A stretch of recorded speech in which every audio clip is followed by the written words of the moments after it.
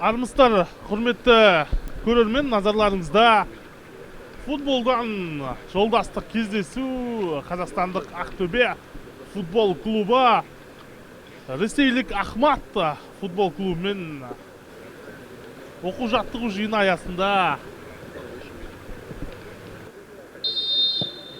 матч басталды. Қос командаға да сәттілік тілейміз.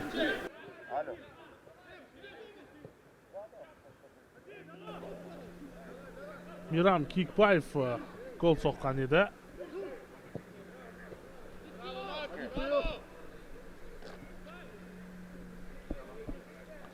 Қазақстан футбол маусымын дәл осы кубоктың чемпионы атанған алыстан бағытталған соққы қазір өте қауіпті болды. Туришев бұл соққын жасаған, алайда Андрей Влад.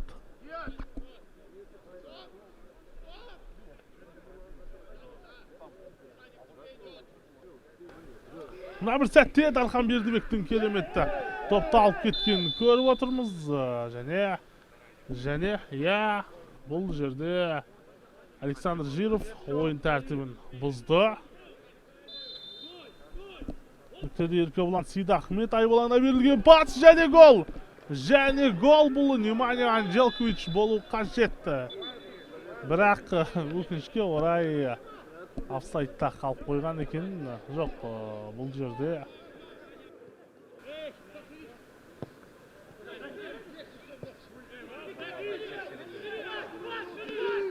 Ақтөбе жігіттерінің шабуылы, Айболаңның ентелі кірген сәт, қақпаға соққы және гол.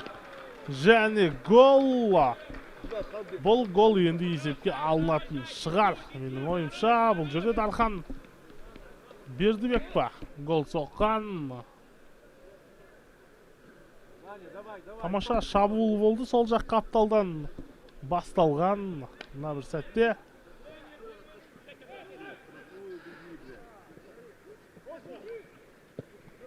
алыстан бағытталған соққы, бірақ ондай қауіпті деп айта алмаймыз.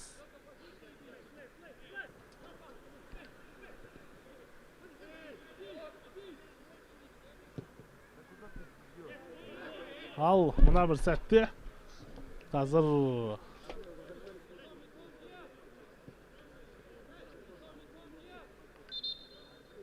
жаңағы бір сәтте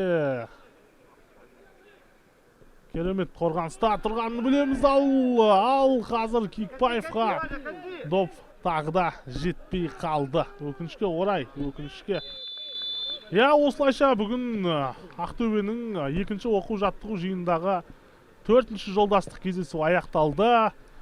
90 минутта қорытынды есеп 1-0. Ойынның 51-ші минутында Дархан Бердібек жеңіс голын соққан еді.